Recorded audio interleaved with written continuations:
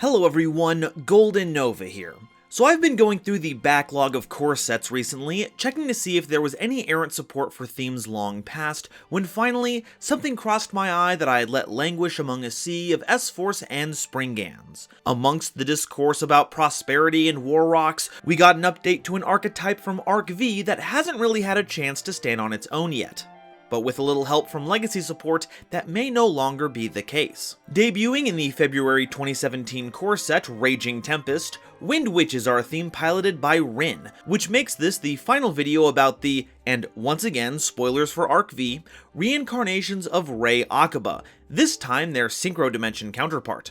It's also one in a long line of themes Konami has made that asks the question, how good can we make a theme so long as it locks you into only using wind monsters? Certainly, there are powerful individual wind monsters, usually centered in synchros, but once your main deck has to be built around it, that's where problems start to form, as they usually specialize in being as antithetical to the meta as possible. Both the Osenjus and the half-wind themed Floowanderees focus on normal summoning multiple times, and don't exactly play well with others. Mist Valley has you bouncing your own cards back to hand, with only very few actually clearing the bar of playability, and Battle Wasps will just as soon lock you into Insects, which has its own swarm of problems. And today's offering is no different. So let's see what mischief these witches can conjure up, find out which way their wind blows, then see if there are any companion themes that want to chime in. It's time to seize the wind with, no, that's the wrong series. It's time to blow our opponents away with Windwitches. But before we continue, a quick reminder to please like and subscribe if you've enjoyed my content so far. We're on the road to 100,000 subscribers, and there's no better way to get there than on our duel runners. Our next stop is 30k, where we'll have Jack Atlas Explained, which includes Resonators, Red Dragon Archfiend, and whatever other cards were used by the Master of Foster. We also have a Discord, where the only way to stop capitalism is by making me play Zushin the Sleeping Giant in progression polls. You all know what to do. I'm also on Twitch, where you can join me for viewer duels and progression polls pools, and don't forget about my Patreon, where you can gain access to my videos early, reach some of these milestones, as well as helping to determine which explained videos I make. Thank you all so much for watching, and now, back to the video. So what's the deal with Windwitches? Well, they're a series of wind attribute spellcaster type monsters that focus heavily on synchro summoning. They also served as Trickstar's inspiration to look at the fire attribute and go, hey, you know what? They aren't the only attribute that can burn things. That's right, we have a synchro burn strategy, everything it feels like Laval should have been. Now, Windwitch is actually released with a very small core of monsters, so let's start with their initial cards in the order their combo would usually go, and then we'll cover their new additions and what they add to the table. First, we have Windwitch Icebell, a level 3 monster with 1000 attack and defense, and if you control no monsters, you can special summon this card from your hand. Then you can special summon a Windwitch monster from your deck, but it cannot be tributed. You also can't special summon monsters from your extra deck the turn you activate this effect, except level 5 or higher wind monsters. And if this card is normal or special summoned, you burn your opponent for 500 points of damage just to get the effect damage rolling. You definitely want to see this in your opening hand each game, because this is an easy one-card synchro summon, and the effect gets better the more Windwitches you have access to special summoning. And remember, the summon restriction only applies if you use the special summoning effect, so if they're summoned any other way, you can burn your opponent with Wild Abandon. It'll also make your opponent very cautious about their remaining life total, because while this card is in rotation and they get at or below 500,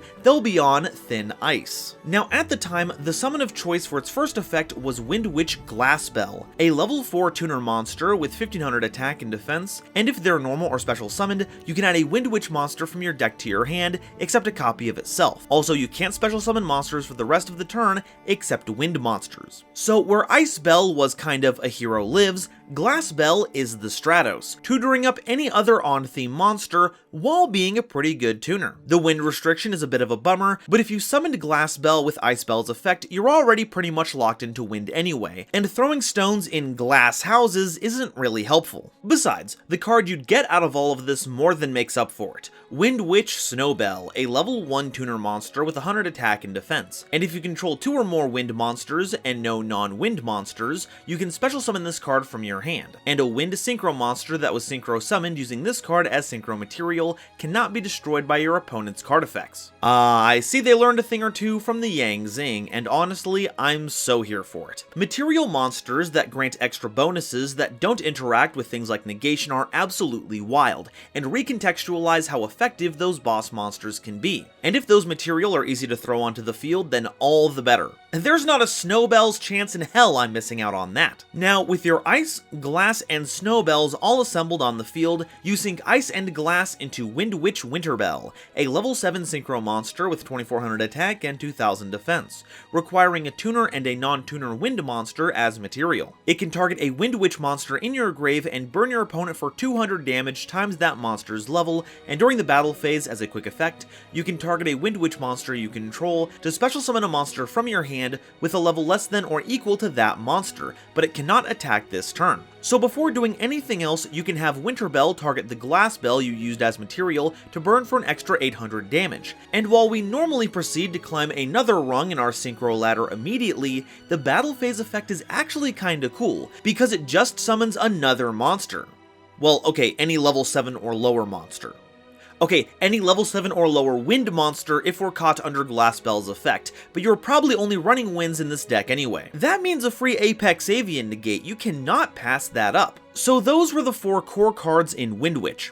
At that point, you'd have Winterbell and Snowbell, and you'd tune them together to make a Crystal Wing Synchro Dragon that was a lot harder to out now that it couldn't be destroyed by card effects. And it already wasn't easy to out in battle either. But lest you think we're at the end of the pre-Blazing Vortex section, much like Lyrilisk, this non-fusion archetype was saddled with a fusion thanks to Academia. Meet Windwitch Crystal Bell, a level 8 fusion monster with 2800 attack and 2400 defense, requiring Windwitch Winterbell and any Windwitch monster as material. It can target a monster in either player's grave, and until the end phase, this card's name becomes that target's original name, and replace this effect with that target's original effect. Uh-oh, watch out, they banned Supreme King Starving Venom for effects like that. And if this card in your possession is destroyed by your opponent's card and sent to the grave, you can target a Windwitch Winterbell and a level 4 or lower Windwitch monster in your grave and special summon them. Now, how do you summon a fusion monster in a deck like this? Well, as was a recurring plot point among the Zuzu lookalikes, they had access to a monster called Fusion Parasite, which can perform a fusion summon on special summon and could act as any named material that you'd like. This is probably why Winterbell has the special summon effect, so you could attack with it, then summon the Fusion Parasite, getting you another attack in the battle phase after you fusion summoned. And I've gotta say, this was implemented much better here than it was in Lyrilisk. And, to top it all off, it effectively defusions on contact with destruction, though you can't get back the Fusion Parasite, so that's lovely. At that point, you can summon back Snowbell to sync with a level 8 like usual, or Icebell to deal some extra burn damage, or Glassbell to make level 11 synchros. If this triggers on your opponent's turn, then you can use the Search with Impunity, then make Psychic End Punisher on your turn, which makes for an incredible game ender. And if this does trigger on your turn, then you still have access to High-Speed Roid Clear Wing Rider, which can really put in some work. Recycling, and destruction, and an attack boost? Gosh, Rin and Yugioh's cards really do go well together. But I guess that goes to show just how in sync they are. So that's where Windwitch was at time of release, but if you look at the individual effects, you can start to see a problem. The sequence of events where Ice special summons itself in Glass, searches you Snow, which you then special summon because you now have 2 winds, only works in that specific circumstance. There's no other play sequence that gets you there, barring some other outside circumstances. Sure, you can normal summon Glass and get the search, but neither of your choices are very relevant. Icebell can't go anywhere because you now control a monster, and neither can Snowbell because you only control 1 monster and not 2. Either you draw into Ice, or you don't get to play. That is where the new support comes in. Let's take a look at how it patched things up. Windwitch Freezebell is a level 3 monster with 1200 attack and defense, and if all monsters you control are Windwitches, minimum 1, you can special summon this card from your hand.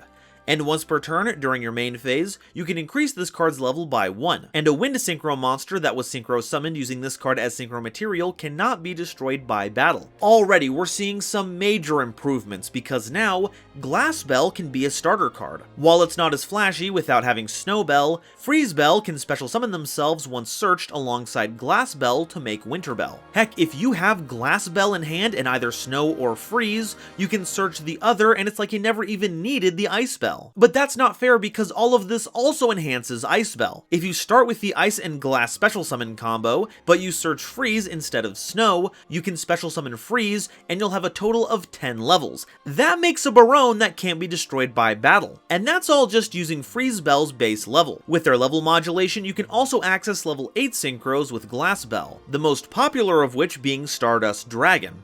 And being able to resist battle destruction is going to make its effect destruction negation a lot more reliable, as your opponent will no longer be able to make a bigger monster to knock your plans out cold. We also got Windwitch Blizzard Bell, a level 5 tuner monster with 1800 attack and defense, and if you control no monsters, or all monsters you control are Windwitch monsters, you can normal summon this card without tributing. And during your opponent's main phase, if you control a Windwitch other than Blizzard Bell, you can send this card from your hand or field to the grave to burn your opponent for 500 damage. Now, that second effect will become more relevant in a bit, but for now, what does having a level 5 tuner do for us? Well, if you summon it off of Ice Bell, you can immediately go into a level 8 Wind Synchro. Notably, by skipping past Glass Bell, you no longer put yourself under a total wind lock just from your extra. So if you have some kind of main deck theme you want to splash in, this is a good way to do it. Alternatively, this pairs well with Freeze Bell as you normal summon Blizzard, special summon Freeze now that you have a Windwitch, and now you can go into any generic level 8 synchro since you didn't put yourself under any kind of lock. Or any generic level 9 if you have Freeze modulate their own level. And I hear level 9 synchros are pretty in vogue these days. Just